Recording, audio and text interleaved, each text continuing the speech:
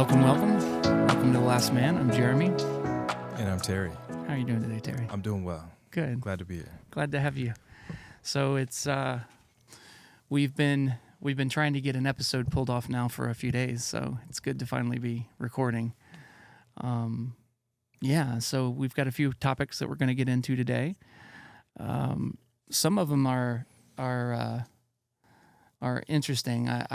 Hopefully all of them are interesting, but the first one we're getting into is a little bit I don't know. I'm concerned about it. It's got a lot of different elements to it, and we've picked a few that we're gonna delve into a bit, but yeah, I'm gonna try to keep it focused on what we're talking about, because there's so many different ways that we can go through on this, or areas that we could get into on this rather. So the first one is China's DeepSeek, right? DeepSeek AI. And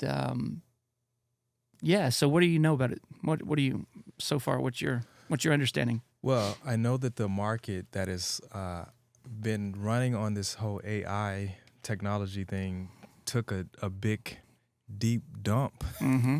Yeah, to the tune of $1 million in market cap, right? Yes. A billion. I'm sorry, I said a million. Yeah, well, a billion. A lot. Mm-hmm. More than we have. Mm-hmm. So, billion with a B. Yeah, and it was unsettling to a lot of the open AI, the guys that are in AI. You know, they were like, wait a minute. Yeah. We're supposed to be the leader in this. How are they, taking over, right? Right. And allegedly using less resources, less power, and less money, less funding to produce the same thing that we're spending billions to do. All right. Well, I think that was the motivation behind it, right? I think it was the investors that got spooked, which is why the market took the dump that it took. Was they're like, if they can do this for this little, then why are we investing so much? I think that was sort of but you would know better than that, so that's why I was asking, because I think you would understand that a little bit better, or know more about that than I do, rather. So. Oh yeah, well, it's comparable, right? Sure. Right. We know what we know. Well, I know the technology side of it. I think you're more familiar with the stock side of it. That's why. Yeah, definitely. So I guess lay it out for us. What's your understanding of, if you don't mind, what's your understanding of the challenge? Why did the market crash or the market didn't crash, but why did it drop so hard on this? You want to articulate, or do you? Yeah, well, I can do it if you want. You just lay it out for us. Well, so I watch the markets pretty regularly, right? Right. Every day. And there's a lot of people in the country that are not doing well financially. They're suffering. There's a lot of consumer debt. Job market is sparse for some people. A lot of people are losing. Mm-hmm. And so basically, the market as a whole has been propped up by a lot of technology stocks. One in particular is NVIDIA. Mm-hmm. And if we had my neighbor here, he could talk a lot about it, because he's got a couple $1 million worth of NVIDIA shares that he's holding, and I'm sure he was sweating when this news hit, because he lost a considerable amount. Right. And now because of the administration change, and because of all of the tariffs that are coming, the market is on edge. It's in flux. Exactly. And so something like this is just the thing that is going to potentially cause the market to tip. Right. It hasn't recovered. Right. Well, at least NVIDIA hasn't. It hasn't fully recovered yet, and based on what transpires next, it could drop further. Well, that was part of what was shocking to me was finding, as we researched this, finding out exactly how many details there have been that have played out as a result of international regulation and trade and all of that. So to get into it a bit, I guess let's start with. We're going to jump off. The first video we're going to tackle isn't specifically towards AI per se. It's more towards China, but it starts talking about robotics and kind of gets into a little bit about China as a whole. So I guess you want to start there. Does that sound good? Yeah, sounds good to me. Okay, so let's kick off here. We are so screwed. Did you see the Chinese New Year gala? The robots that came out and did the synchronized dance, threw handkerchiefs up in the air. I mean, the press is telling us that China's out there to overtake the world of robotics. The technical prowess that was shown on that stage proves that China's leaps and bounds ahead of us, all at the same time that this DeepSeek AI is out there that can run circles around very expensive established AI models. This massively efficient code that they've figured out suddenly allows them to use these inferior chips to do just as well, if not better, than the best of the best. China is out to take over the world. They're leaps and bounds ahead of us in technology. I'm sorry, guys, I can't keep doing this. It's nonsense, and I've just got to talk about this. I have to throw some water on this, and I have to quelch some of the hype.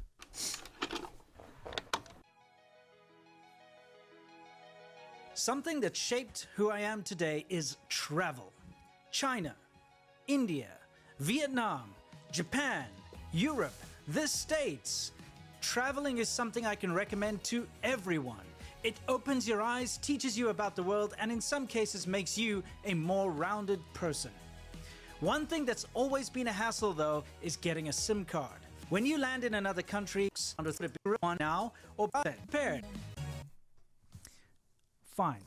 That was an ad. There's nothing wrong with it. It's cool. It was a They beautiful did a nice ad. dance. It looks It nice. was pretty. I'm going to say it's entertaining. Let's look at these cutting-edge robots that have been thrust out and that the press is telling everyone it's the best in the world, it's the most amazing, most biggest technological breakthrough.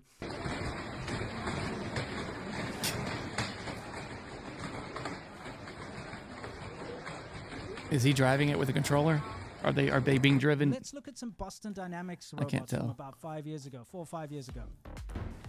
I think this may have been a little bit longer than that, but yeah, I remember when this came out. Mm-hmm.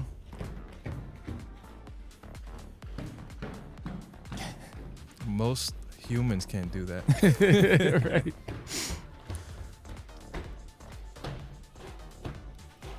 I mean, that is objectively impressive.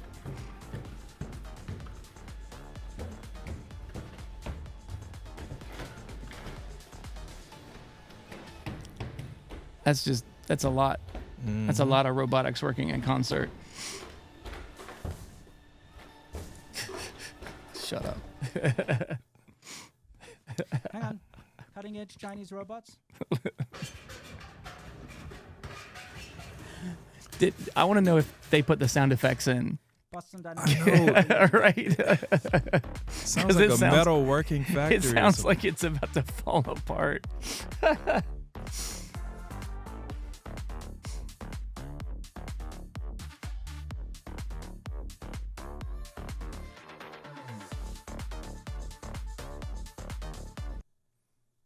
Let's go back to those Chinese robots. Hang on a Alright. second, because remember, you're supposed to be impressed by them.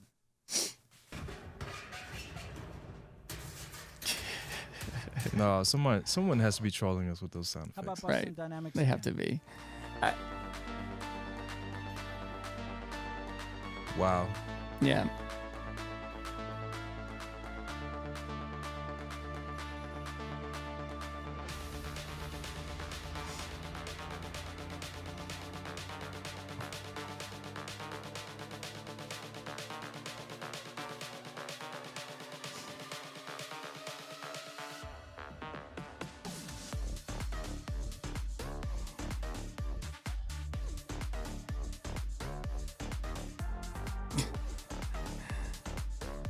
What they didn't say is the robots built the obstacle course first. Why is it that everyone was so impressed by these Chinese robots that came and did a pre-programmed synchronized dance?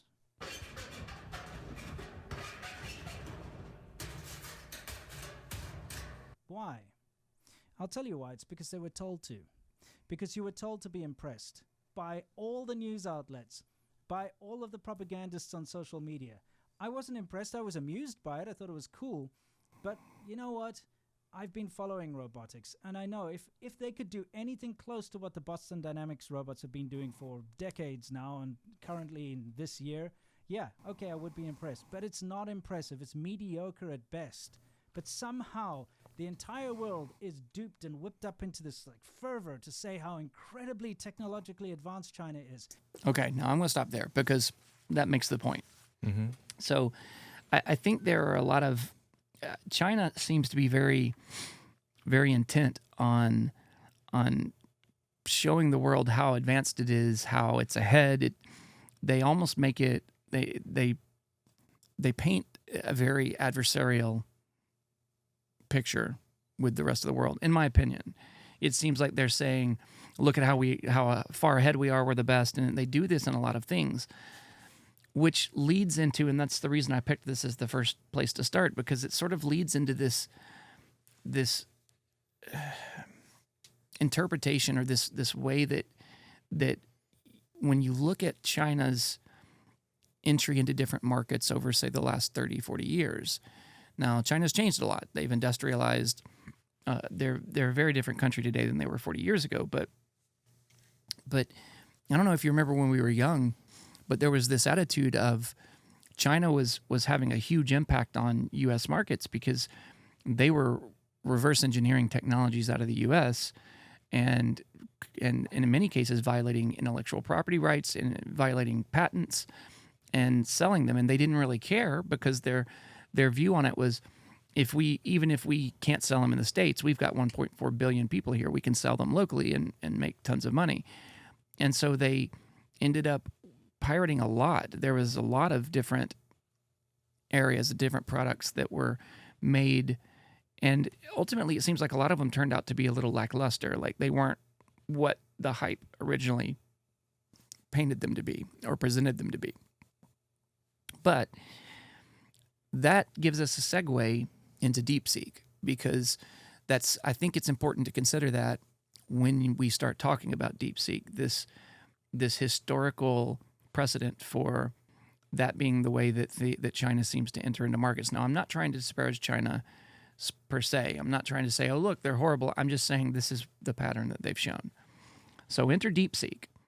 And DeepSeek itself is, well, here, this is painting it as a scam. It calls it ChatCCP. But let's kick this one off and look at this on DeepSeek. By this point, DeepSeek is nothing but a serious propaganda machine, and it's an impressive copycat. Obviously, a lot of people are falling for the hype and what sort of a groundbreaking series of development it has had, which I honestly will give some credit to, because it did make things better in certain ways, but it's not as groundbreaking in the sense that it revolutionized AI. But of course, here we're to talk about what exactly the CCP is planning on doing with the AI chat program and some of the overhyped aspects of it. By the way, the memes are just funny. Chat CCP, we got this one here, Deep Sip, we got fishing out of the other person's fish bucket, whatever that is. But just to talk about Chat CCP in a more objective sense, it is not what people are making it out to be. It's not the Sputnik moment because, well, a lot of stuff people are finding out, they really just stole it. I like to think of the Chat CCP program as the really good copycat version of an iPhone 14. The intention is to get you to love the CCP in return. By extension of what we've seen so far with RedNote, Xiaohongshu, with TikTok, with DeepSeek now, is that you should really love products from China because they're so good. And yes, it is a CCP effort because this company does not get to where it does right now without the support and the backing. This focus on the effort of creating AI in the actual, it's a competition, right, against the United States. And in fact, the head of this DeepSeek AI program met with Chinese Premier Li Qiang in Beijing prior. And so this company is not just some simple hobby enthusiast AI lover program side project. In some of the photos we see here, that DeepSeek calls itself an open AI product. In fact, it is adopted through a process called distillation, which is used in AI to essentially copy another model's system and allow it to kind of convert that into to build upon on top of it. Now, people argue a lot about the ethical side of distillation, and oh yeah, ChatGPT does this with other data, so they stole it, so in turn the stealing from DeepSeek is justified. Let me talk about that later, but for now, just it's a copycat. When a Japanese user tried to ask the DeepSeek program to make an obscene novel, well, the program says it's a violation of OpenAI's content policy. Now, DeepSeek isn't the only tech copycat that China has done in the past. After 2019, they were so focused on defeating Microsoft in the operating system space. For example, the Harmony OS, which was built by Huawei, supposedly to replace phone operating systems. I remember those when Huawei was supposed to replace the actual Windows operating system. Both of them were supposed to revolutionize Chinese technology, but they were both built on Linux. So this idea that China can create something new, actually innovate, is not there. We have not seen Chinese innovation. We've only seen Chinese copycat stealing for the past 30 to 40 years. So let's talk about the actual facts, right? Fact number one is that no, DeepSeek did not make it through this whole process with just $6 million. According to semi-analysis, which proved my speculation about this whole thing, quote here, DeepSeek's price and efficiencies caused a frenzy this week, with the main headline being that the $6 million figure training cost of DeepSeek V3. This is wrong. This is akin to the pointing to a specific part of a bill of materials for a product and attributing it to the entire cost. The pre-training cost is a very narrow portion of the total cost. And you got to remember here, right? When the CCP says sets a target on something, they will provide unlimited amount of state support, be in the forms of a tax break. You can have state subsidies. You can, in some cases, have blank checks in the form of investment injections, different rounds of financing, because a lot of these financial heads, the big hedge funds, the big investment firms in China are backed by a CCP faction or a family. So in the case of Xiaohongshu, for example, and in the case of TikTok, they have very deep ties to the CCP financial links. So that's why they have a lot of money. In the case of AI, it's the same thing, right? And we can't discount the fact that you are essentially going up an entire state. We call them state companies, but really you're going up against an entire government as a private company. Now you could argue that, sure, why not have the U.S. government provide subsidies for American AI firms? You could do that, but to what extent are you really matching the effort of the Chinese Communist Party when it comes to subsidizing? Because they weaponize everything. Everything is a process of trying to defeat the enemy. And we'll talk about the market competition side in a bit, but just keep that in mind. The second. So that's the first point and that speaks to what we were saying as far as there's a precedent of them taking things and reverse engineering them and then building a lot of hype around them. And I'm not trying to specifically get into the point of them trying to label it as Chinese innovation. There were a lot of things on DeepSeek that were productive, right? That made a lot of good progress as far as the way they trained different elements of it, but it was distilled from ChatGPT, which that throws a different color or a different tint on things because Derek and I were talking about this and talking about it in the last podcast we shot, the last episode we shot. The way I think about this is if you and I went out and let's say stole a Ferrari and then we ripped all the paneling off and relabeled it and so you couldn't tell it was Ferrari, we put our own brand name on it and then came out and say we spent 35 grand or 30 grand relabeling everything. We came out and we said, oh, look, we've got a $30,000 Ferrari that'll beat a Ferrari because we put different, injection manifold and different carburetor. There aren't carburetors anymore, but you know what I'm saying. We put different systems in, and it's now outperforming Ferrari. To say that that's a $40,000 or $30,000 car is ridiculous, because it began with the product or with stealing or acquiring a $250,000 car. And so if we did that and then the next day Ferrari crashed, the stock for Ferrari crashed, I think you have a good example of what just happened with GPT and OpenAI and DeepSeek, because it seems like they passed it off as if they did it. Now, there's the other element of this as far as how they trained it and the time involved with training it and therefore the effort involved with training it. And obviously the cost that came as a direct result. But this is what I meant is when I said that I wasn't aware of the effect of different policies between nations. So we apparently have not an embargo, but we have a sanction placed on China that does not allow NVIDIA to sell them the highest performing chips, the H100s. That's the one that we train all of ours on. So they can get, I've seen it as the H20s, which is what NVIDIA came up with, which is a slower, lower performing chip that they came up with for China to use. Now, I don't understand the details of why that's the case. That seems odd to me on the surface, but it is what it is. That's the situation. So a lot of the argument here was not only did they do it for cheap on the cheap, but they did it with lower performing chips. So they did it in a system that should have taken longer and shouldn't work as well.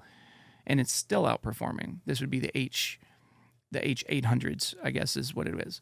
Well, come to find out that I believe the number that I saw was 50,000 chips, H100s, the ones that we use, were purchased through Taiwan and acquired by China. So they have the chips that are necessary. So again, that seems like something that should be affecting the price tag, but it didn't. So let's watch the second part that gets into that. Is the GPU situation. So when they came out and said that, wow, we're training this on subpar or used or old CPUs or GPUs because they cannot get the newest ones under sanction, well, they're lying, because again, according to semi-analysis, it says that, quote, we believe they have access to around 50,000 Hopper GPUs, which is not the same as 50,000 H100. These are NVIDIA chips. Now, what they are different variations of the H100 NVIDIA has made in compliances to different regulations, such as H800, H20, with only the H20 being currently available to Chinese model providers today. Note that H800s have the same computational power as H100s, but lower network bandwidth. Also, in this headline here, Bloomberg reveals that the U.S. is investigating whether or not Singaporean companies are playing that third party of transferring NVIDIA chips to Chinese firms. So they are getting, well, essentially they're not using backward old used GPUs to do this. They're actually using top of the line stuff to do this as well. Now let's talk about the model itself. It's very clear that it's a copycat using ChatGPT, using OpenAI's data model. And no matter how they spin it, saying that, well, the DeepSeek model is on par with GPT 3.5 or 4, what essentially is that it used a distillation process in AI to learn and to essentially take what GPT already has and build a little bit on top of that. Again, like I mentioned earlier, right? Some people say this whole distillation thing is not illegal. It is illegal in the sense that it violates OpenAI's term of service, and because DeepSeek openly admits that it uses OpenAI stuff. And you got to think of this, right? If you were to do this, privately, or if you're somebody, a no name that was doing this to steal from others, it's kind of like pirating softwares, right? If you're an individual doing it, obviously you won't get into much trouble. But if you're in an entire industry in a country, a direct competitor, and you're loudly saying that, yes, we did this, or, well, you're not openly admitting to this, but your actions show that you did this, that's going to raise a lot of problems from escalating it from an individual level to that of a state level. And the worst part is, after what they did with that, is they're trying to win over market share. They're trying to destroy free market practice. Think of it like this way, right? They steal your idea, they manufacture, they package it into something, oh, it's open source, it's free, it's cheaper. Then they sell it back to your market. It's your idea. And then everyone is going to start purchasing that because it's free, it's cheaper, it's more user-friendly, whatever the case may be. What you've essentially done is you've destroyed your own innovation in the process of justifying it's open, it's free. Do you see the problem with that in a free market competition? You're not really competing. What you're doing is you're using outside methods to boost the popularity of this program, not based on the fact that it was groundbreaking in innovation, but it was based on the fact that it's groundbreaking in copying and providing a cheaper but stolen idea. So that means what China has been doing, think of the example with Huawei, they essentially bankrupt and took down Nortel, which is a Canadian telecom company, took all of their technology and innovation, and then started using their innovation around the world, but at a cheaper price. So essentially defeated all of the other competitors because they were able to offer prices at a much cheaper rate than profit would allow for any other company. And if those governments in those companies do not subsidize their own innovation and whatnot, then they get defeated, and the Chinese ones go in. So using state resources to undercut price competition in a free market is their way to conquer that entire system. Think of it like this. If Pythagoras, who obviously has the Pythagorean theorem, solved the degrees in a triangle, and then some Chinese guy comes along and says, okay, I can prove that this theorem works. It can solve all sorts of triangular degrees. And then he says, well, I'm going to offer it for free. And then I'm going to make it better because now it's called some, I don't know, Wang's theorem or something. But the original idea is from Pythagoras, right? What you essentially have done is you stole his idea. Maybe you took his manuscript and you called it open source. And you're now selling it for, I don't know, $5 or for free or whatever. It doesn't make you the innovator. It doesn't make you the groundbreaker, right? It doesn't make sense like that. There's also no such thing as a free lunch in this world. There's only two reasons why something is free. For one, they want to get something out of you and they're not willing to talk about it openly. And for two, it's out of the kindness of their heart. How rare are these kindness in our world today? It turns out, well, seems like the CCP is always doing the first one. They want something from you. The headline here says, Wiz Research uncovers exposed DeepSeek database leaking sensitive information, including chat history. Sounds familiar? Well, TikTok did that, right? You can access their data from Beijing. Their parent company, ByteDance, has access to American data from a backend. They don't admit it, but that's what they do. They steal your data. Now, people are going to be like, well, I've not got nothing sensitive to be stolen of. There's nothing to be worried. I'm just a nobody.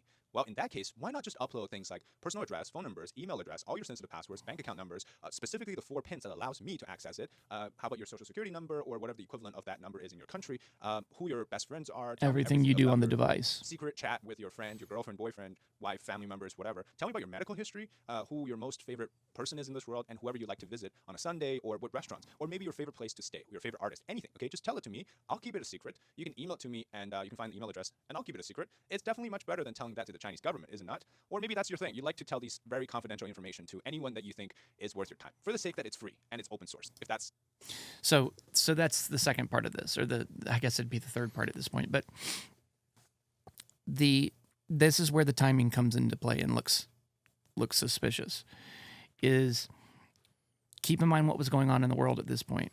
So this is right at the time that the U.S. had declared that TikTok was going to be banned, and they had turned it off.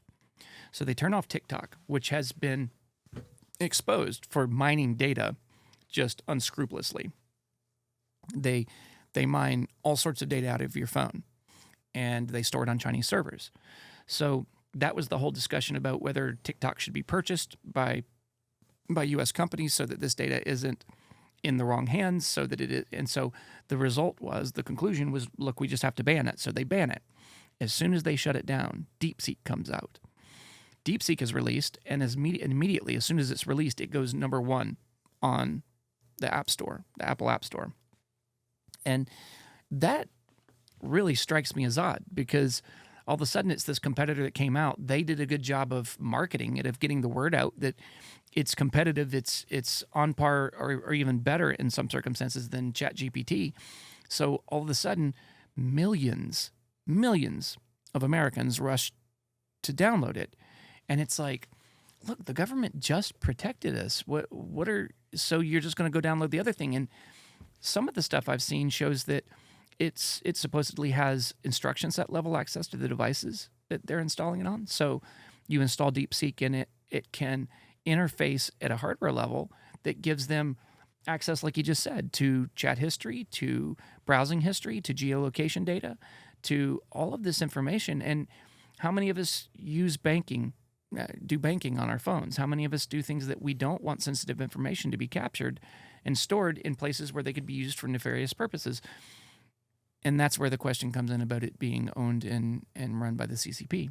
And so, and then there's the question of the history. Well, what have they done historically?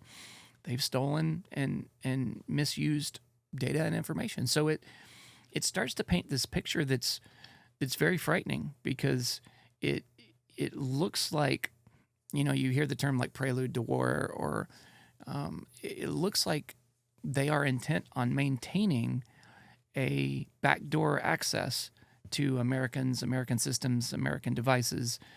And it's not just our public works systems, which apparently there's evidence that that's occurred as well, but it's individual devices. So it's a frightening prospect in my mind.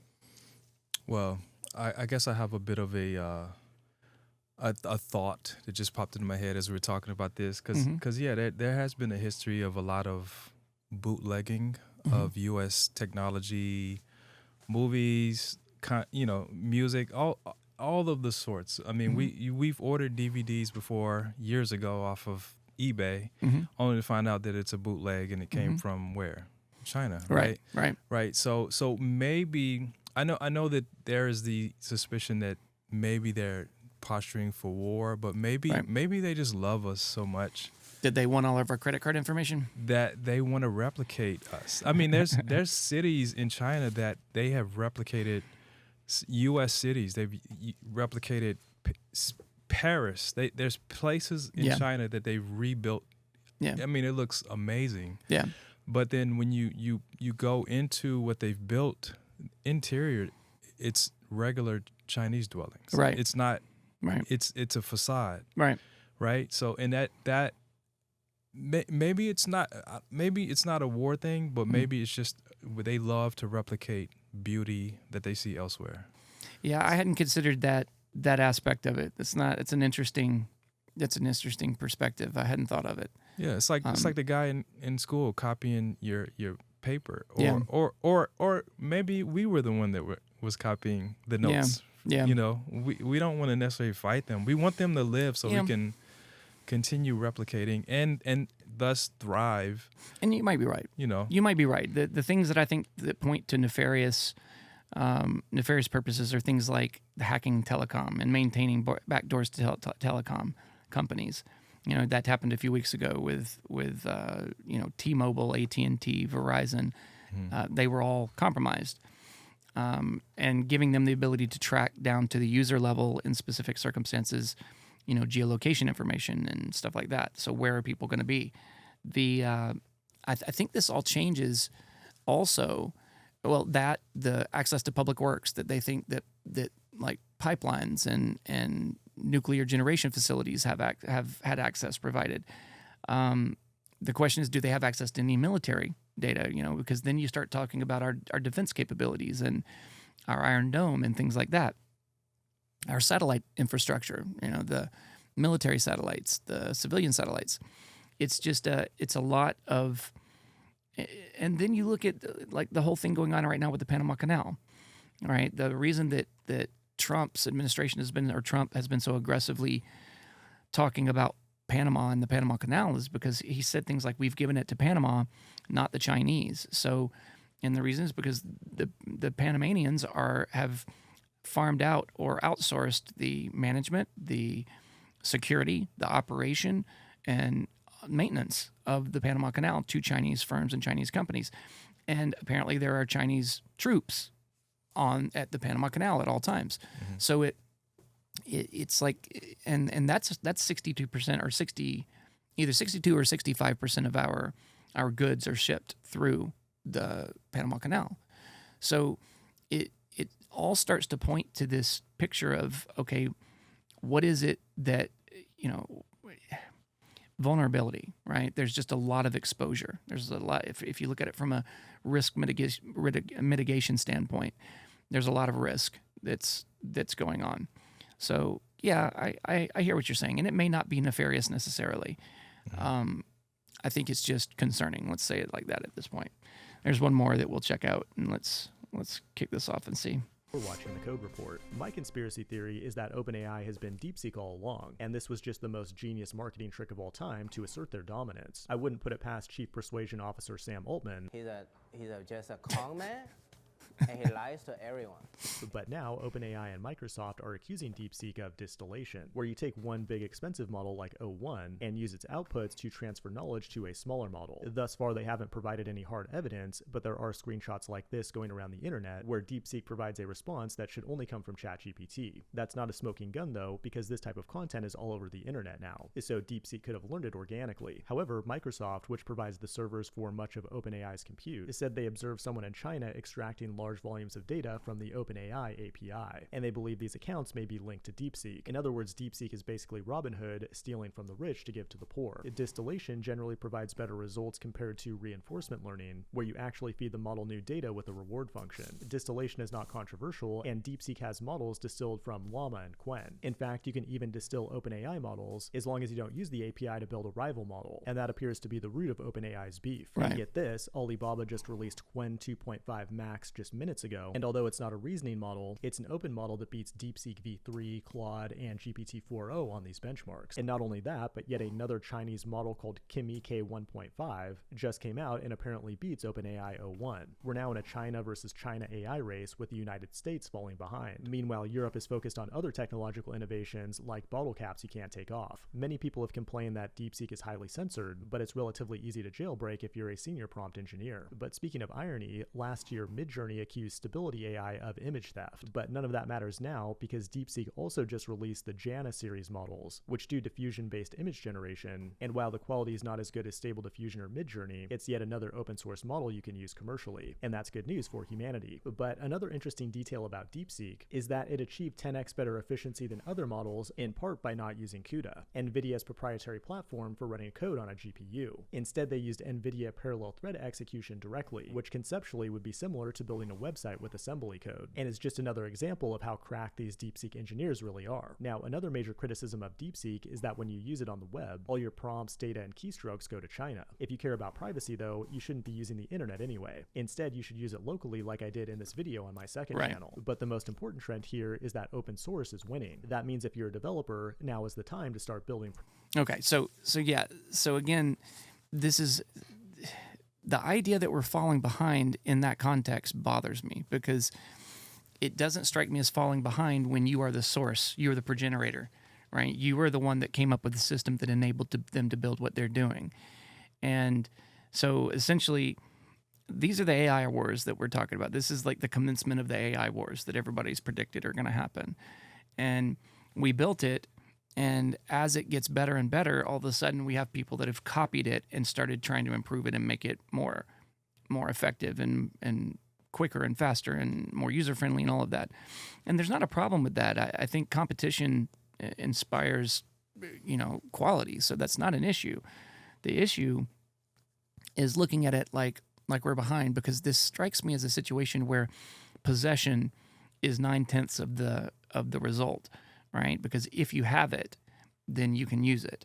And so it doesn't really matter who created it or how it was created. It just matters that you have it. And I feel like that's how China's looking at it, which is we just need it. Now, then you get into why would I be concerned? Well, then that's where the concept of China positioning themselves in such an adversarial manner becomes relevant. Them saying things like, the U.S. can beat their head against the steel wall of Chinese resolve, or whatever it was they said, something to that effect. And it's this perception that China continues to be adversarial, and everything is a fight or a competition. And if we would find a way to work together, I think this would go a lot better. And I think we can do that. I worry with the posturing, the way that it looks like there are people that are intent on making it because the result of a competition is what happens when somebody loses, and at what point do you involve military aggression or war? That's where it becomes problematic. And then you look at the way that AI is currently being used by the Chinese. And that's where you get into their surveillance state. That's where you get into their social credit system. That's where you get into all of the ways that we would argue that China is using AI in a way that is concerning, because then if they have backdoors into our systems, who's to say they can't start doing that with us and to us? And so, not that we would care, but what would happen if you found out you had a Chinese social credit score? And it's awful because of all of their metrics. And why would they want that? Why would that matter? Why would they be analyzing the world's data? This wasn't as much of an issue before AI, because before AI, people would look at the possibility of the NSA or CI capturing all their data, and they'd be like, "Oh well, let them record it. They're never going to be able to sift through all of it. They're capturing, petabytes of data a year. There's no chance they'll be able to analyze it." Well, in the world of AI, in the future that AI inhabits, AI can process this and look through it in minutes, and it's a very different reality. If there's an AI that can not only analyze, archive, sort, and make accessible everything you've ever said near an electronic device, but then use it relevantly and in real time, that's terrifying. So, because then you're like, what if I said near cameras? What if I said near a cell phone? And for most of us these days, the answer is everything, right? So it's just a different consideration. So I don't know. Yeah, I mean, I know American culture, we have our viewpoint on plagiarism and replicating someone else's work. We feel that it's a cardinal sin, when We have copyright and patent laws. Yeah, so I wonder, trademark. From their cultural perspective, what do they think about copyright, trademarks, and plagiarism? I feel like they've shown us that. I feel like they don't care much, but plagiarism specifically, I don't think they care much because it's they don't let anything, they censor everything, so you're not allowed to say anything against the party or negative about the party. You're not allowed to speak about anything that could harm the party or do anything that could harm the party. Trademark, they take things wantonly, so I can't imagine them having a problem with trademark or patent violations just because they've argued for years that there's nothing wrong with taking patents and reverse engineering them. So there you go. So and we take that sort of thing seriously over here. You're taking food off of our table. Yeah, this is monetized. That's right. Right. So and because we're capitalists, that's exactly right. And that means war. Yes. For a lot of us. Right. Yeah, I agree. Just like I feel about that fly. Yeah. Right. Right. I hear you. Well, okay, so that's probably good on the DeepSeek. Why don't we, before we get into the next one, we're going to get into the DC plane crash. Before we delve into that one, why don't we pause for a second and take a quick break? Does that sound good? That works. All right. 2 seconds. Yep. All right. We're back. Okay, so moving on. DC plane crash. Yes. Why don't you go ahead and lead us in, if you don't mind? Yeah, sure. So the DC plane crash has been in the news. First of all, heart goes out to all the lives lost there. It's Definitely. It's a tragedy from all sides. The pilots of the plane, the passengers, and then the military personnel flying the Black Hawk. Yeah, that's what I was gonna say. Black Hawk. Black Hawk. Yeah. Yep. Yeah, so 67 people in total, right? Yeah, 67. A lot of talented skaters, athletes. Just tragedy all around. Yeah. But basically, we have captured a couple clips that we want to share and discuss. Also, we have an article that is highlighting a bunch of near misses at this particular airport. Yeah, it seems like it'd been happening for a while.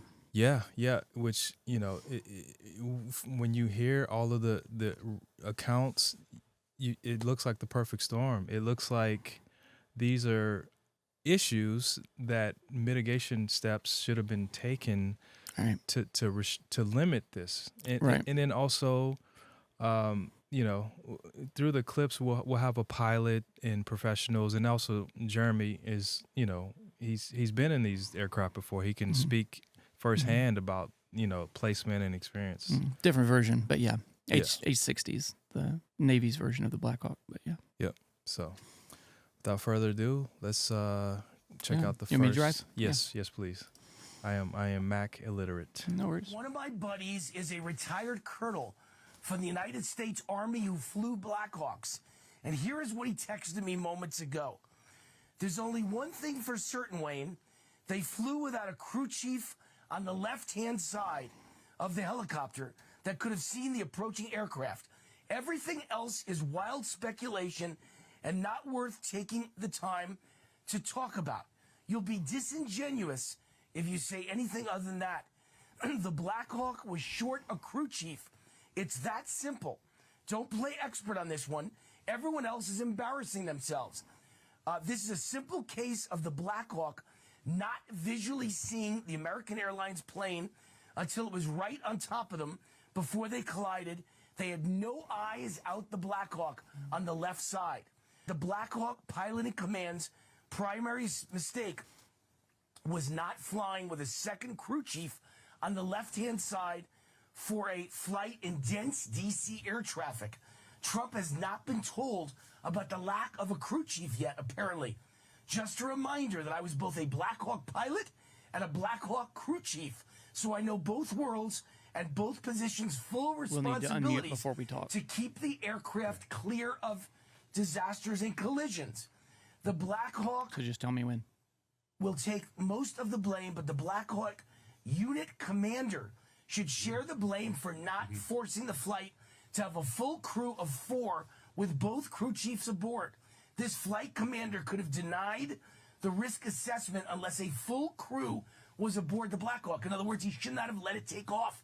If they were short, then they shouldn't have taken off. So Trump might be partially right that DEI is to blame. If the crew chief, if the pilot, if the commander on the ground who signed off on the mission, if any one of them was a DEI hire and promoted for DEI and not merit, but we don't publicly know the names, rank yet of the Black Hawk pilots, let alone the commander's info. Remember, accidents like this don't just start to occur right before 2 aircraft collide. These accidents start happening from the time you first get your mission on the ground, start planning the mission, and start selecting crew members for the mission. My buddy, a retired colonel in the United States military who was both a Black Hawk pilot and a Black Hawk crew chief. So he's telling you information that I've not seen anywhere in the media, in any newspaper, any website. I did not hear coming out of the mouth of President Trump or the Transportation Cabinet Secretary or anybody in emergency services. Okay. Yeah, so we have that. Obviously, I've never been in a helicopter. I'm looking at the information that's been presented here. Yeah. And we have experts, people who have been in these aircraft. A guy that's talking to an expert, yeah. Right, talking to an expert. So, I mean, when you hear that, you think that there was some level of negligence. Right. Maybe the protocol wasn't adhered to, and maybe, and I hear that they were doing a test run, so maybe they didn't take it as seriously as they should have. Well, there are a couple of things to note that I noticed. So in the comments here, one of them says no Black Hawk crew leaves the ground, let alone flies without a crew chief. I think he was saying there wasn't a starboard side crew chief, or a left side is what he says, I think, but a left side crew chief. In the helo, there's the pilot, the co-pilot, and then the crew chiefs sit behind. And so the accusation could be that there is not a second crew chief. There could have been one. They almost certainly had a pilot and a co-pilot. So they're saying that they didn't have a crew chief in the back looking out the sides, is my understanding of this. Now, that said, the last part says, there's a comment on there also that says, now these are just comments on this video, so these aren't, credible sources necessarily, but it says, what were they doing flying in the airspace? And to that, my understanding is that when a military aircraft takes off, that the military aircraft it's their airspace, and that's an aviation rule, is the way I understand it. So the commercial flight flew into the military aircraft's airspace would be the way that I understand the FAA looks at it. Now, I could be wrong. I could be wrong about that. I haven't been in the service in 25 years, and I could be misremembering or not remembering specific details. There could also be details that we haven't heard that I'm unaware of. But because this was a commercial a commercial airport, if I could spit it out. Right. Shared. Right.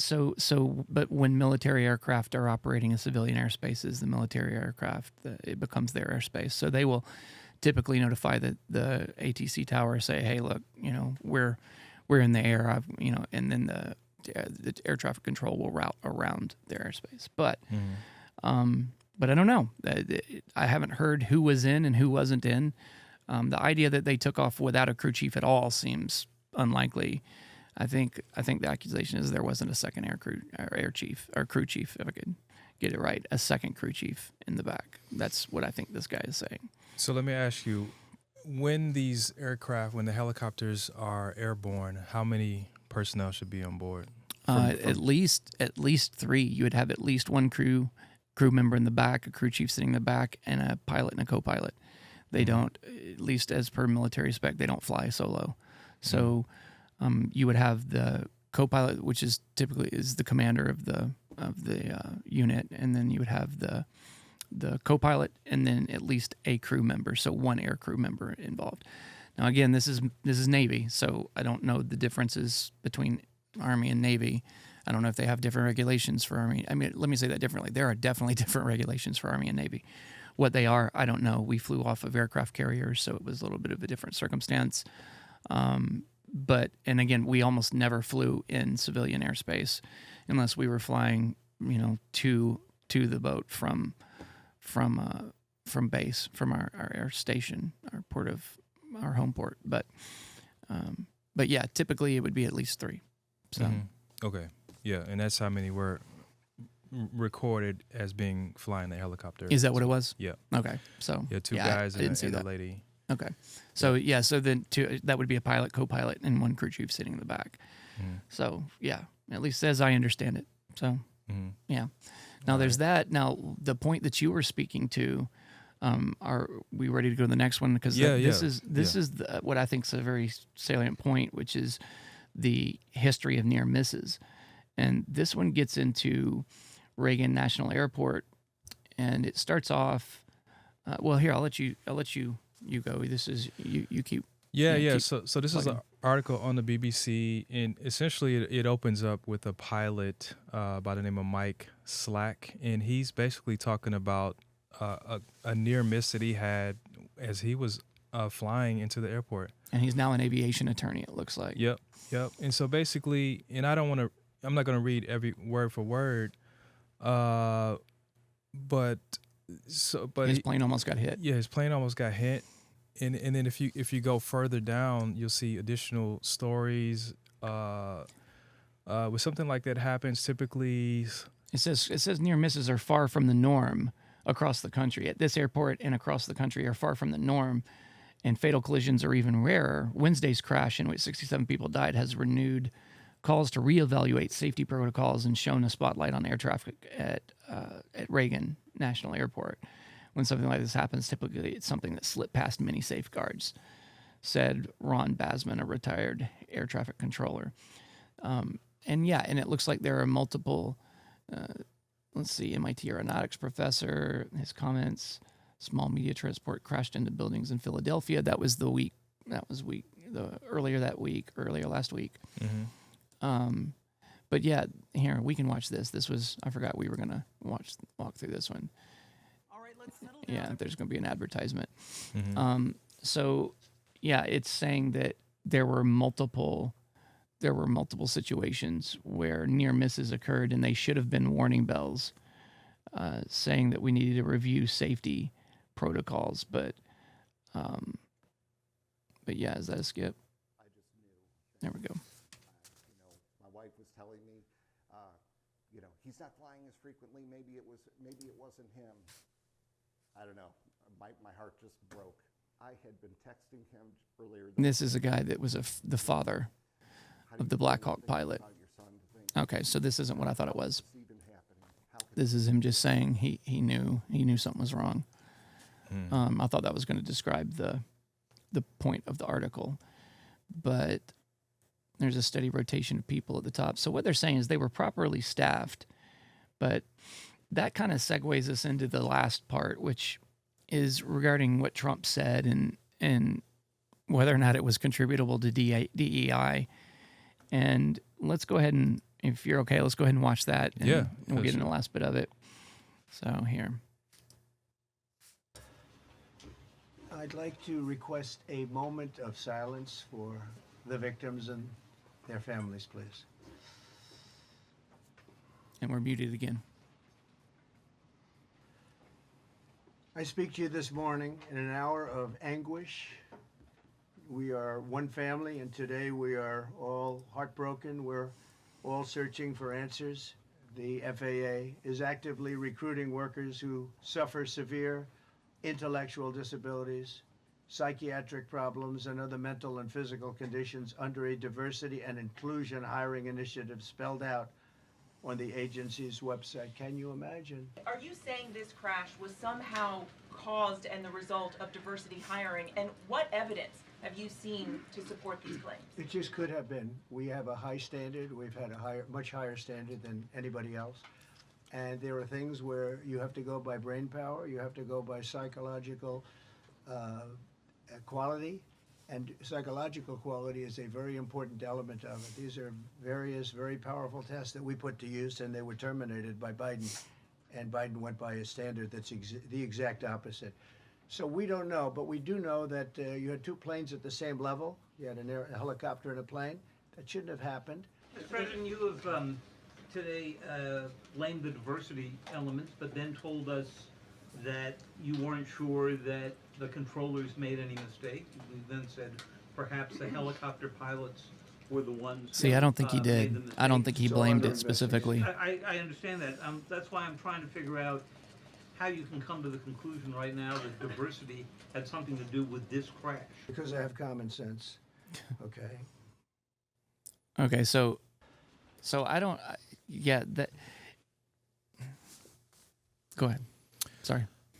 Well, we know that part of his, I guess, reason for running, there was a lot of things that he wants to change, and obviously DEI is one. Sure. And he took it as an opportunity to use this accident as a catalyst To point out. to point it out, right? Yeah. To say this is probably a culprit. And Well, I don't see, and I don't think he said that. That was my point. Is I don't think he said that specifically. I think what he said was this was a tragic event. It shouldn't have happened. We're investigating the reasons that it occurred, and we don't know what caused it. What we do know, because at one point in this interview we didn't see it here, but he called out specifically Peter Buttigieg. Is that who it is? Mm-hmm. I think that's his name, Peter Buttigieg. He called him out and mentioned that because he's just been fired. So he was fired and he's been replaced, and he pointed out that there has been a massive DEI initiative in the FAA. And while we don't know that this was caused by personnel negligence or anything like that, what he does know is that we are focusing more on standards and improving standards instead of hiring for DEI reasons. And I think he pointed that out. And that's the reason I mentioned, because then immediately when the question and answers began, the first question was, you've said that DEI was at fault. How do you know that? And his response is, I didn't say that. I didn't say it was at fault. I said that DEI has been an issue that we've been working to address. And they said, then how do you know it's to blame? I don't know that it's to blame. We're investigating it. And then in another clip I saw of this same interaction, it jumps, excuse me, it jumps forward to him in the Oval Office, and they again ask him. It's like the reporters are trying to pigeonhole him. They again ask him, "You've said DEI is to blame.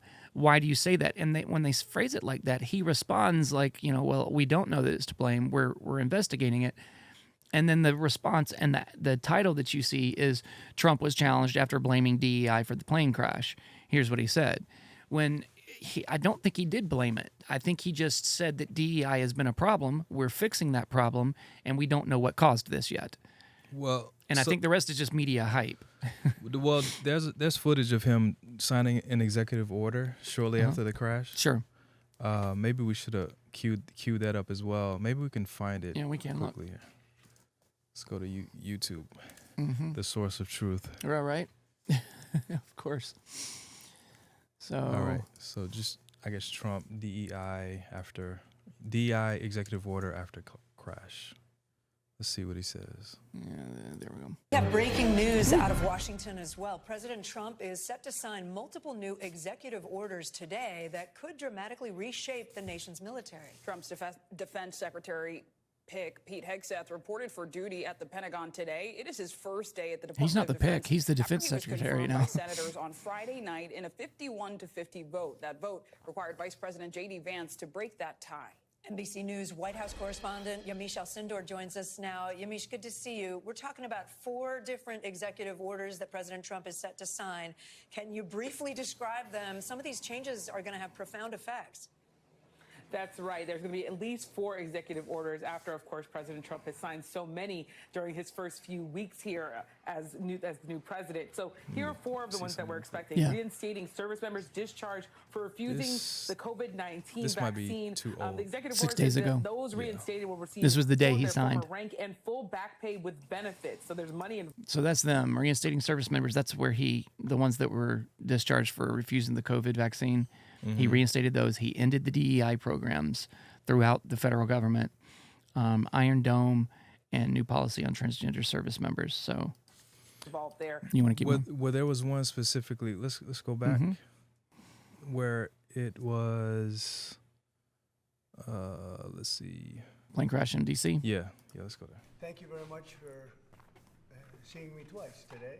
It's going to be quite an important signing, so we thought we'd let you watch. If we could, I'd ask Will to explain the first, but really more importantly, explain the second, and we'll start signing. Go ahead, please. Yes, sir. Just 2 items for your signature today. The first is the formal commission appointing Chris Rochelot to be the Deputy Administrator of the Federal Aviation Administration. Because and since the commissioner position Buttigieg has been fired. Since the administrator position is currently vacant, he will act as the administrator since he's now been appointed deputy. And he's a very capable guy. Extremely experienced in aviation and highly regarded in the industry and in government. That signature, man. That signature is just boss. Okay. Thank you, sir. Thank you. Second, for your signature, we have a presidential memorandum titled Immediate Assessment of Aviation Safety.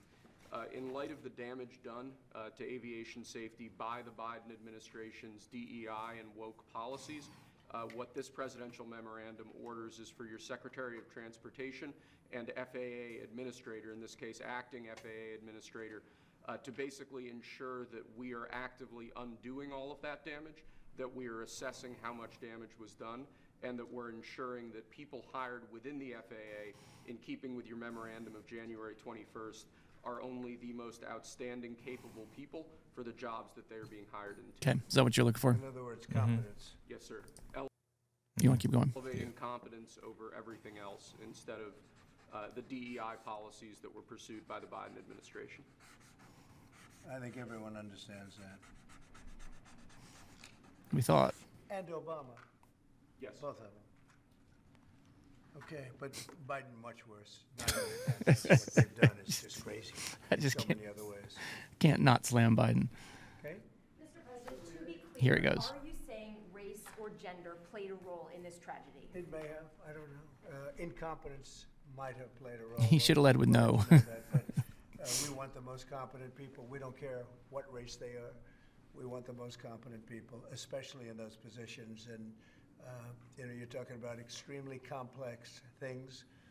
And if they don't have a great brain, a great power of the brain, they're not going to be very good at what they do, and bad things will happen. Mr. President, there's long been concerns about the amount of congestion out of DC airport. Okay. Do you think that there's too many? So he didn't. That's what I'm saying is he didn't come out and say DEI was to blame, but when the media teed it up for him like that, he didn't say no. That's not what I'm saying, which gives them the latitude to run these articles and post all this stuff saying president says it was DEI related, when he didn't. What he was saying was we don't know, and we'll find out. Is what I understood. What did you see? He is saying that as well, but you think he's saying it is DEI related? Yeah, he's saying, see, this is what we're talking about. This is bad stuff.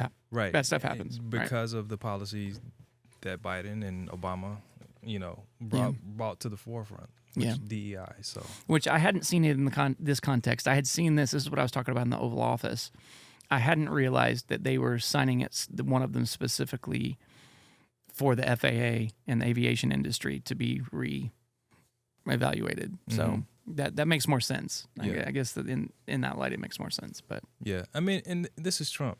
He's brash. He's gonna say what he thinks. Right. He doesn't care whether you like it or not. Right. But the objective is to fix.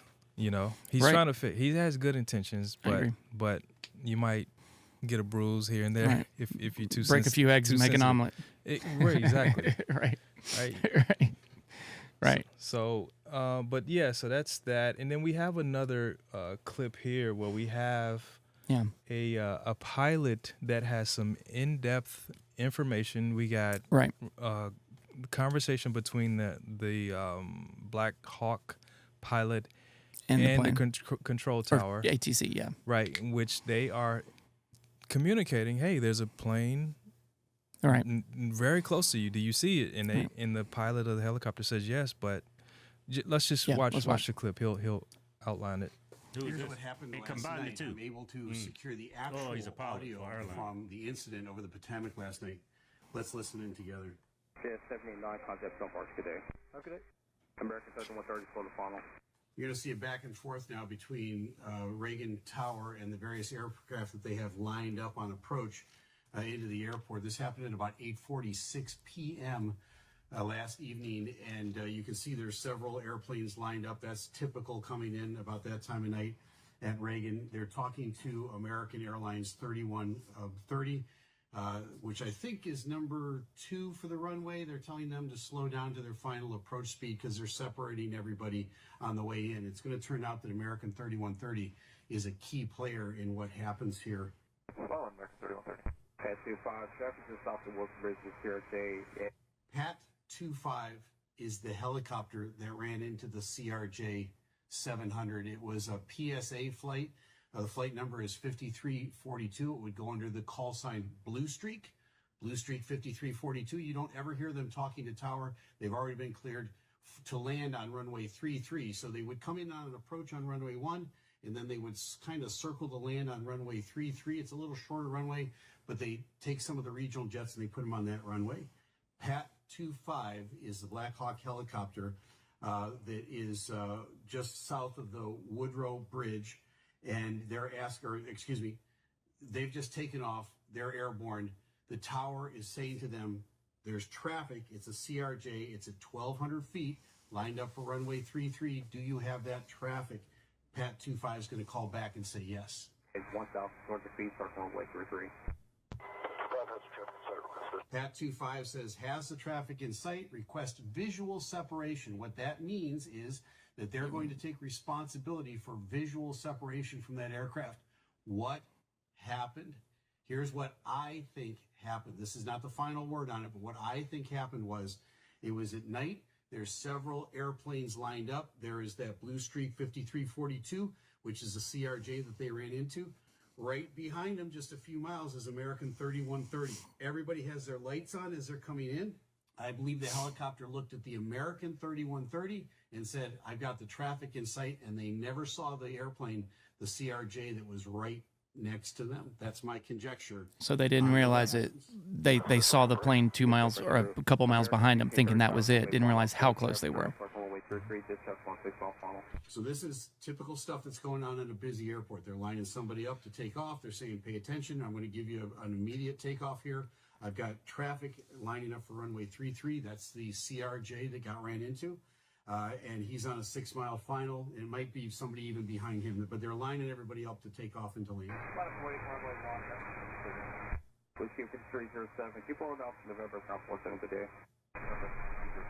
You can see at the bottom of your screen there, the CRJ. Yeah, you can see them. They're heading straight for him.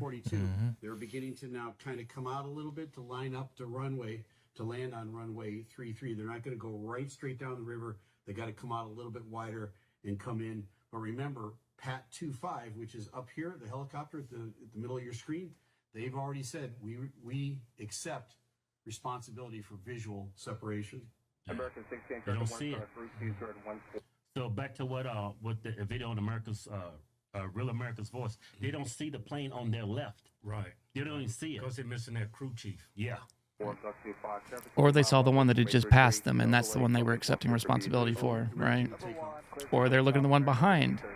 They just don't see it. Here it comes. Because here it goes. Now the tower is seeing what's happening, and they're saying, "Do you have the CRJ in sight? Because you guys are getting kind of close." And the Pat 25, the helicopter, says once again. Now this is where, if I were in the control tower, I would have let out an urgent. Do you not see how quickly you're approaching? Stop. Yeah, right. You know, slow down, drop altitude. Because look at the altitude. Isn't the altitude? No, 003, 005. Yeah. No. Yeah. Or is that 88? That's 88. That's 883. I don't know. 883 meters maybe, and 885 meters. Yeah, I don't know. They're at the same. Yeah, they're at the same. If that is what it is, I didn't see the others, but if that, regardless, they are. We know they're at the same altitude because they hit. But I didn't mean to laugh about that. This isn't funny. No. But yeah. Yeah. No. So this is in this moment. This is where the control tower needs to. Yeah, should be yelling. Right. Yeah. Slow. Divert. Right. Right. Because you're watching this happen. Yeah. You can't. What do you think's going to happen if you say nothing? You know? Right. And I want to see this 3130 down at the bottom, because isn't that the one that hits? Well, no. I thought 3130 was the one that hit. No, CRJ7 is the one that hits. Yeah. 3130 is the one that he says that they saw. See. The one that they can see. Yeah, which means that, so they're just not looking out their left and realizing they're intersecting. Here, you want to watch? Oh, yeah. Again, and I'm asking for visual separation. Okay, the responsibility's on you. No. Okay, so Pat 25 says, has the aircraft in sight, request visual separation. I don't think they had these guys in sight. I think they had the airplane behind them in sight. That's why this is such a tragedy. Shouldn't the air traffic control be saying, no, it's on your left? Yeah. Or something. They see that. You're getting close. You're getting awful damn close, yeah. Well, you would hope that would happen, but... So you hear somebody in the tower go, oh, and they see what just happened. Yeah. That's crazy that had to happen before they even got animated about what was going on. What was going on. Yeah. So, I mean, it's tragic. But, yeah, I think he's probably right. They're seeing the one a couple miles behind. They don't realize there's one on their left coming down on them. And so they're line of sight, they're seeing behind it. And not only that, they don't realize they're exact same altitude, which they recognize they're in civilian airspace, but it's their airspace. They're accustomed to having their airspace. And so, yeah, man, it's terrible. I hate it. 67 people. Yeah. Yep. And, we wanted to know more details, and, more details would come. Yeah. And they still will. But this is very insightful. Yeah. And, based on what we see, it's heartbreaking. It's hard, yeah. It really is. It's hard. It's a shame, but okay. So let's how about we roll to the next one? Let's wash that off because that's very depressing. You ready to roll in the next one? Yeah, the next one. So as we know, RFK. So this is we didn't queue anything up for this one. That's right. That's right. Okay. So we just RFK. Yeah. So RFK. So as we know, he is being nominated as the new health secretary, and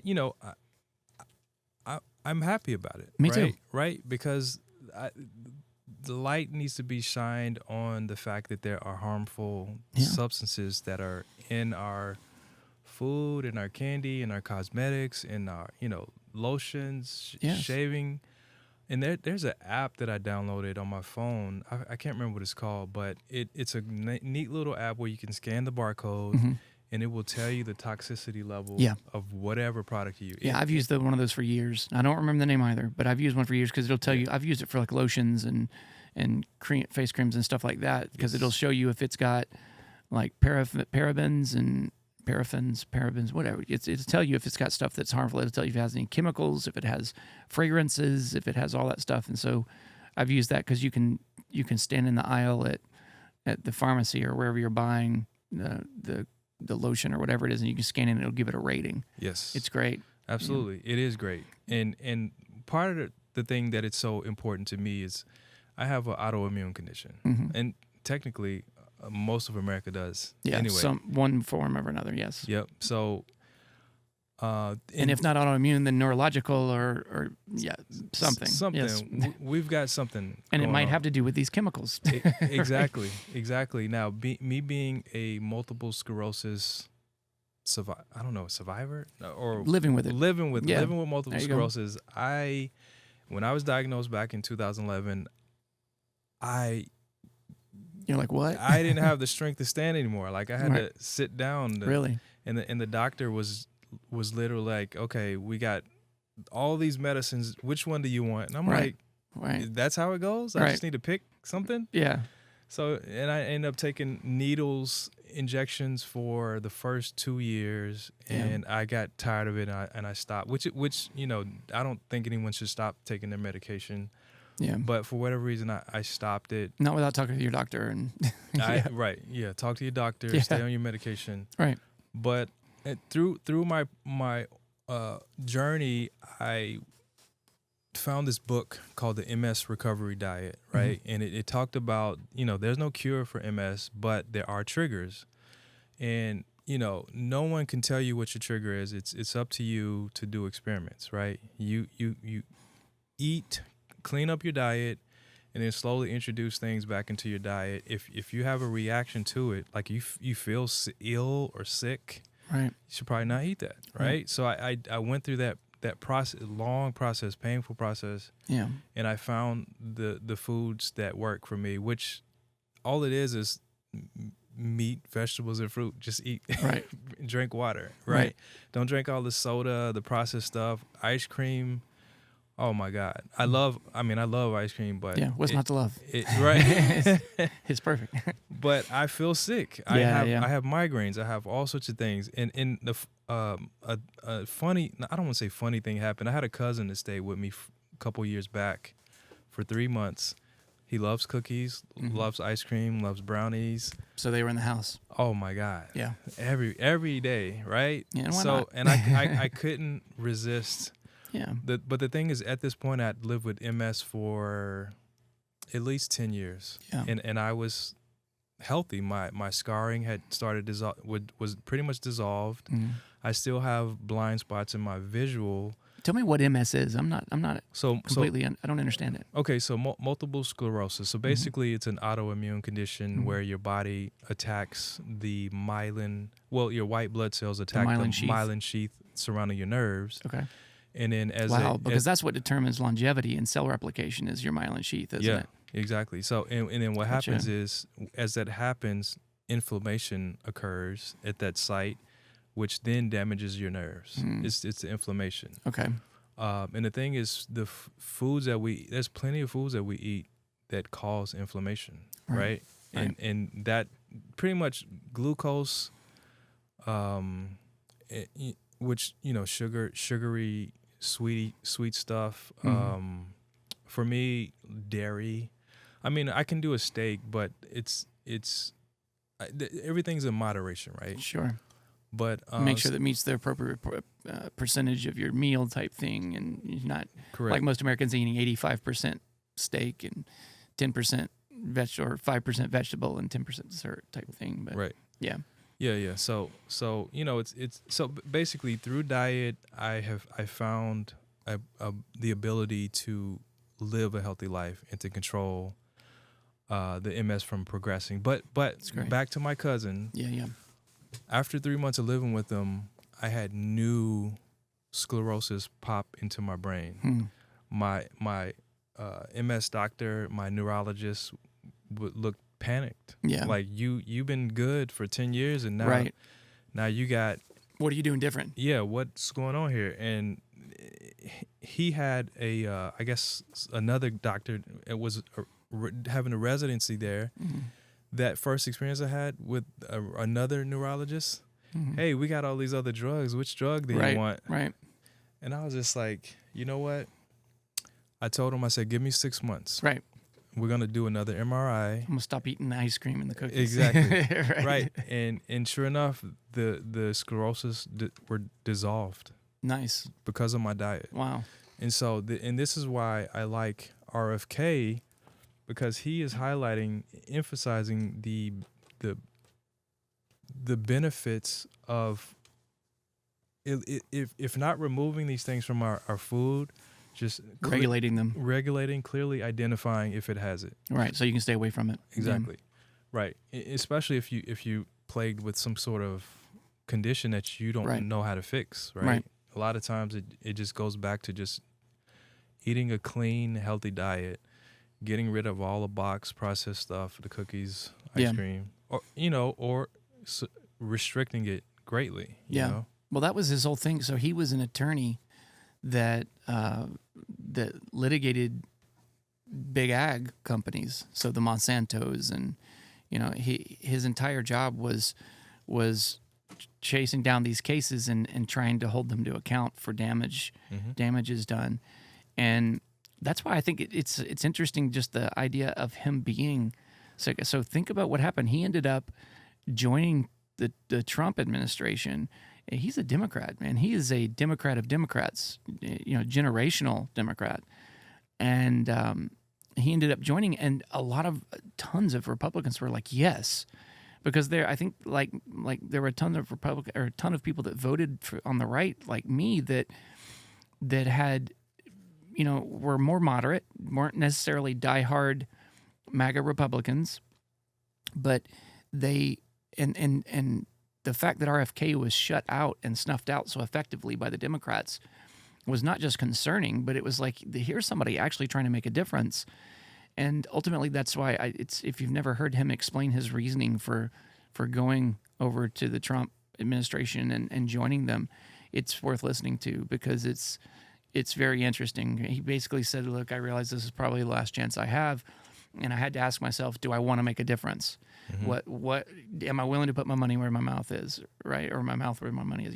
Yeah. Am I willing to actually act and do what, even if it means going over and working with these guys? And the answer was yes, ultimately. And I'm glad, because he describes there's like 120 chemicals in the food in the U.S. throughout our food supply that are banned in Europe and Canada. They're not even allowed to be used, but we don't regulate them at all.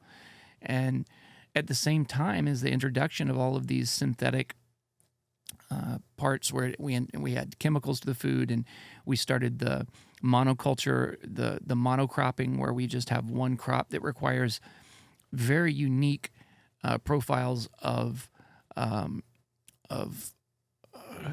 chemicals. What's the pesticides requires very specific pesticide orders, and that's why they do the monocrops, is because you can spray the entire area, the entire field, all of them down with the same chemical, and I mean it kills everything down to the mites in the soil. This stuff is damaging, and then we use that to turn around and make corn, from which we don't just get the corn products, we also get, that's where the high fructose corn syrup comes from. That's where all of these things come from that are part of our food supply.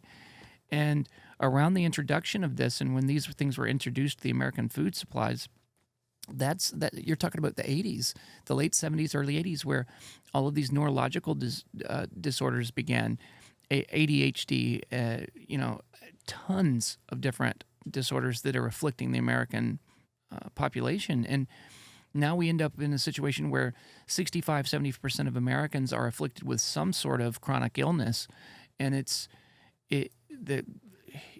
we need something has to be done. It's an attack on our children, and I think it's more relevant and obvious today than it's ever been. But yeah, I'm for one, I'm incredibly glad he's been appointed. So yeah, absolutely. So yeah, let him in, right? So then, moving to the final one, Kash Patel. Yes. Dun dun dun dun.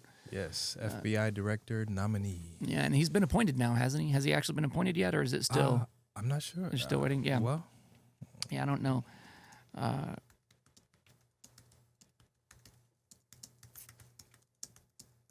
Listening to me type.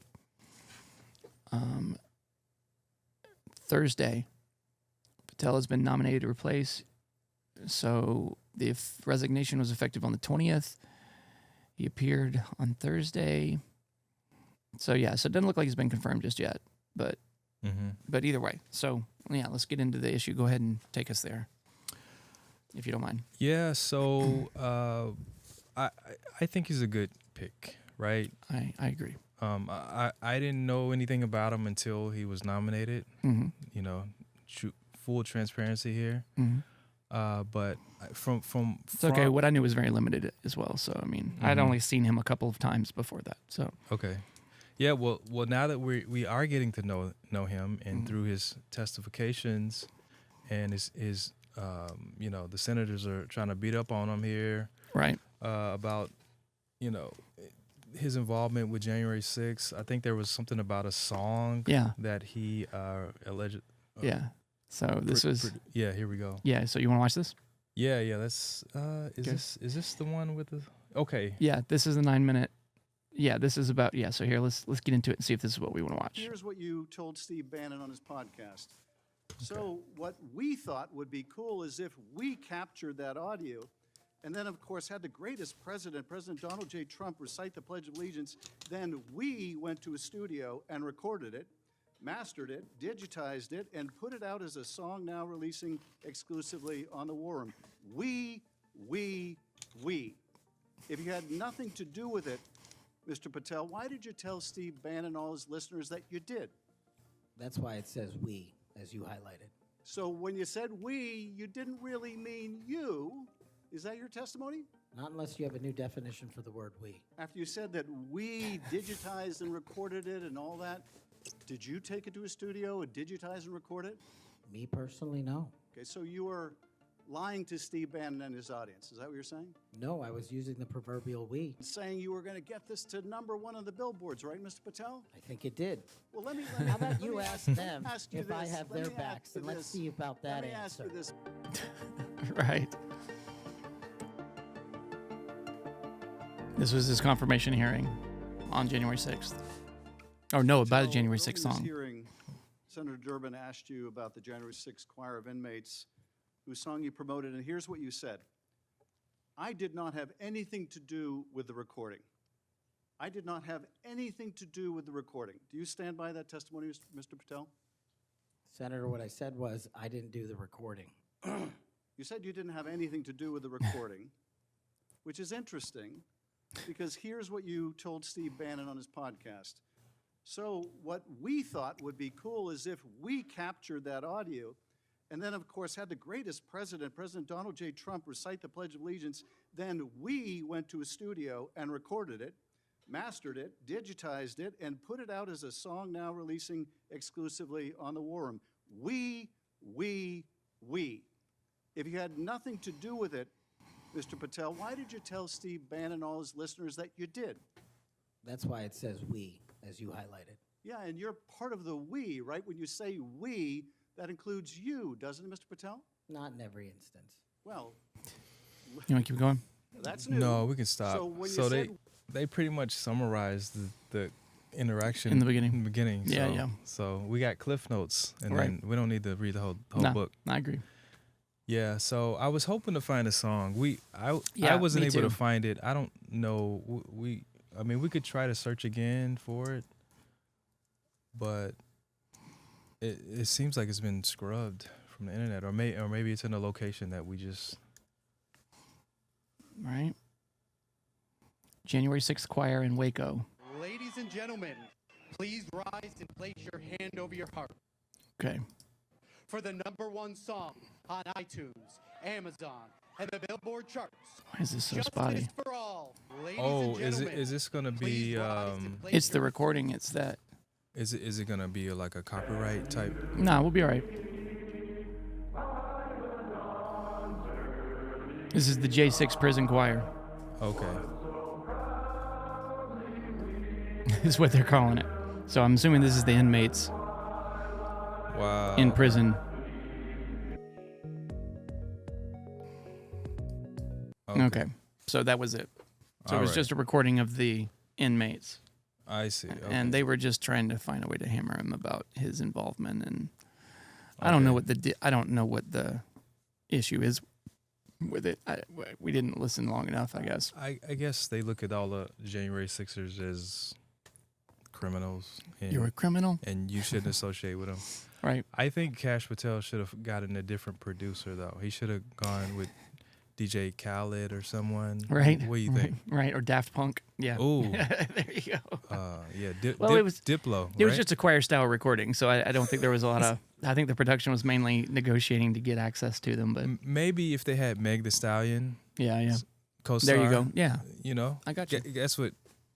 Yeah. Kamala was trying to do, right? Right. So right. anyway, all right. So that happened. And then I forgot what was our next. So the next one was so this one I threw in there because I found interesting this was Kash Patel and Ted Cruz talking about Pelosi. So this is 3 minutes, and I wanted to see this. So I want to see it too. Yeah. So let's check this out.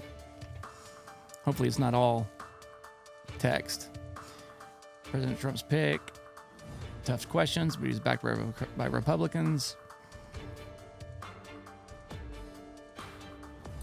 Backed by Ted Cruz, who pinned the blame for January 6 Capitol riots on former House Speaker Pelosi. She declined National Guard support on the days leading up to the riots in 2020, which we've known.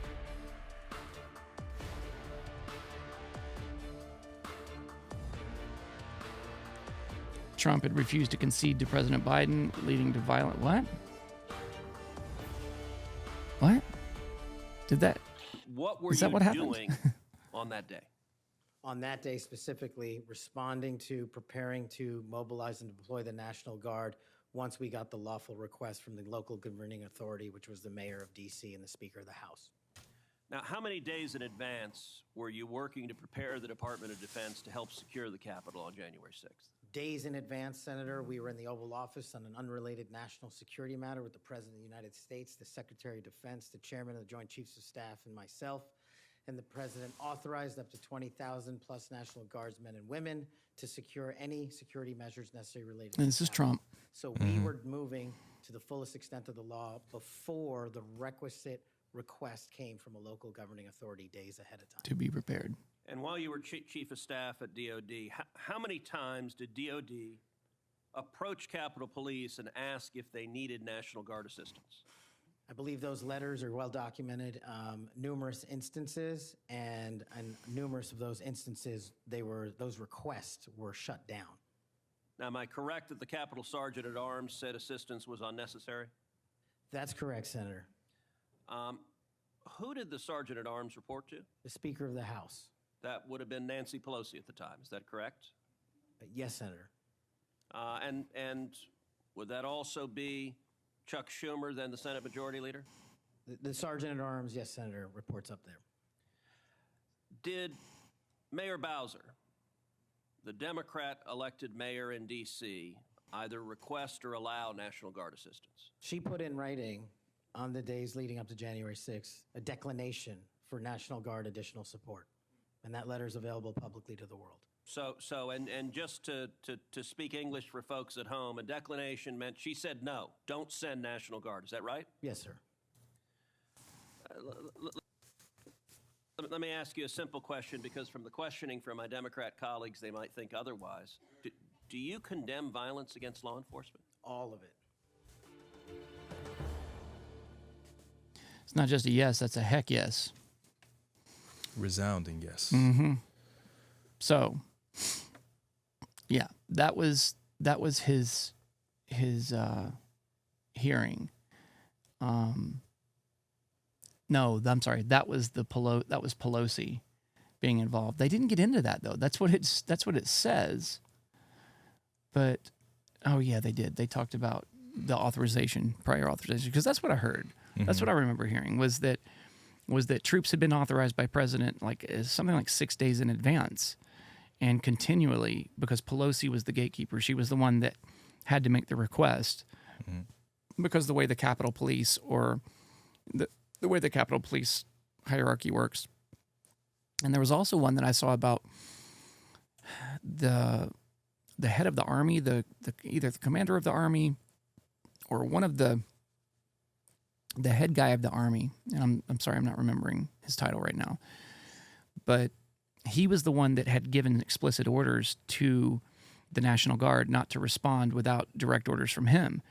And then he disappeared for like 4 hours. So in the thick of everything. And when asked about it afterwards, his explanation was they were planning a strategy. And he keeps saying they were planning a strategy, but he just fell off the grid. And so nobody could reach him. So they had 10,000 troops available that are just 1.5 miles, 2 miles away at the time that are not able to go. They can't go help. And it would have been quelled almost immediately if they had been able to respond. Mm-hmm. So it starts to look like this setup where people wanted it to happen the way that it did. Right. And when you say, okay, well, why would they do that? Well, they wanted to be able to scream insurrection. That's when you get into, were there FBI informants, confidential informants in the crowd? Well, yes, there were 21 of them, either 21 or 23. I don't remember. I haven't seen that in a month or so. But there were 21 or 23 of them. Only a few of them were supposed to be there under orders, and only a few of them went into the Capitol, but some of them went into the Capitol on the payroll of the FBI. And even more to that, yes, they started screaming insurrection. When have you heard about an insurrection that occurred? I mean, these are a bunch of Republicans that we're talking about. They didn't bring guns. They went to an insurrection with no guns, right? They left them at home because, why would you carry a gun to an insurrection? There's so many things that don't make any sense, that haven't made sense to me. And it's just, I don't know. I think that more will come out as they continue investigating. I'm hoping more will come out. So. Oh, yeah. Yeah, especially if we get Kash Patel, Right. So. Right. So here's the last one, and this is regarding the, mob. Kash Patel denies connections to January 6th choir during Senate confirmation hearing. So this is what they were alluding to before. Now, can you chair for me? Okay, thank you. Senator Blumenthal. Thanks, Mr. Chairman. Welcome, Mr. Patel. Thank you for being here. And thank you for visiting with me in my office at almost exactly the moment that you were talking to me. The Department of Justice was firing more than a dozen lawyers who worked with the special counsel, Jack Smith, simply because they were involved in that case. You've committed that the FBI will not be politicized. So here's your first test. Will you commit that you will not tolerate the firing of the FBI agents who worked with the special counsel's office on these investigations? Senator, I appreciate the time to visit with you. It is a yes or no answer, and it is your first test. Jeez. Senator, every FBI employee will be held to the absolute same standard, and no one will be terminated for case assignments. And I'm not going to accept that answer. You shut your mouth and answer the way I want. You can't commit that those FBI agents will be protected from political retribution. We can't accept you as FBI director. All FBI employees will be protected against political retribution. Those individuals deserve to be protected. He just answered your question. From retribution. Exactly. That was your first test. You failed it. He failed. Man. He answered exactly what you wanted him to. Of professional diligence. Reminds me of some of my professors in college. The right. measure of whether you will stand up and say no to the president if he just gives you an unlawful or illegal order. He just answered the way you wanted, though. The J6 How did he fail it? choir. You know who the J6 prison choir is, don't you? It's been referenced earlier, yes. And you know about the song that, in fact, you produced, you promoted, and you used to, as you put it, raise awareness and support for the political prisoners still locked in jail. Those J6 choir, were they political Here's his prisoners? post. Dang. I don't know everyone Old in school. the J6 choir. That's what you said. That's correct? not how I read it, Senator. Let's be clear. What he said was Justice for All by the J6 Prison Choir and former President Donald Trump. This powerful and moving song raises awareness and support for the political prisoners still locked in jail, without trial following the January 6th protest in 2021. He said, the prison choir consists of individuals who have been incarcerated as a result of their involvement on January 6, 2021 protest for election integrity. They have sang the anthem every night since being incarcerated. Let's help too. This is your tweet. That's your whole statement. Well, I'm You reading won't it now. stand behind your own statements made in tweets, countless of them. As a matter of fact, as you put it to Steve Bannon on his show, then we went into a studio and recorded it, mastered it, digitized it, and put it as a song, now releasing it exclusively in the War Room. That was the J6 prison choir song. And all proceeds were given away to charity to help families And you in called need. them political prisoners. Julian Cater, do you know what he did? I don't know who that is, Senator. Well, he's one of the J6 prison choir. You seem to know more about it than I Identified do. in a court filing. And you're saying now you don't know who he is? You glorified him and the rest of that choir? He's the one who sprayed U.S. Capitol Police Officer Brian Sicknick with pepper spray. Officer Sicknick died the next day. From pepper spray? Cater admitted his violence. He pleaded guilty to assaulting assaulting a political officer. A political officer. A police officer. Do you believe that Julian Cater was a political prisoner? Senator, I'm not familiar with his case. You seem to know a lot more about it than I do. And as I've said repeatedly, I will always utilize my resources to help Americans in need, which is what I was trying to do here. And I have never once advocated for political violence or violence against law enforcement. Ryan Nichols. Ryan Nichols also pleaded guilty to assaulting a police officer. He was one of the J6 choir. Something tells me he's just answered this question too. Officers defending a door to the Capitol and sprayed officers with pepper spray. Was Ryan Nichols a political prisoner? Same answer, Senator. How about Jordan Mink, another member of the J6 choir? I don't know who he is. James McGrew, a political prisoner? I don't know who that is. James McGrew pushed and struck officers and launched a handrail toward them. And you glorified him. You promoted and produced a song to raise money for them. And you now want us to believe you don't know who they are? No part of that song or anything I've done in my 16 years of government service glorifies or advocates for violence against law enforcement. And the fact that you would be willing to say that in front of these people in the American audience shows how much of a divide we actually have to restore a law enforcement that is constitutionally based, de-weaponized, and depoliticized. You have my commitment to do that. In your office, we had a lot of common ground. I'm committed to working with you on things like Section 230 and making sure the citizens of Connecticut aren't pillaged by Chinese fentanyl. I welcome your statement, Mr. Patel, but it doesn't answer my question. All right, we'll end it right there. Right. Yeah. So, and I like him, right? I like Patel. Yeah. I agree. And let's be real. There are a number of January 6th prisoners that fit the bill of political prisoners. I mean, they are. They didn't have a trial. They were just locked up. And the fact that it's because it was, and as I understand it, it was for election interference, which is crazy. I mean, it's just, I'm not saying that it's crazy that they got locked up for election interference. I'm saying that the fact that they wouldn't receive trials and be handled on a case-by-case basis is crazy. But there are, as we were just talking about, there's a lot of things about that situation that are crazy. Yeah. So, anyway. Yeah. Well, it's been good.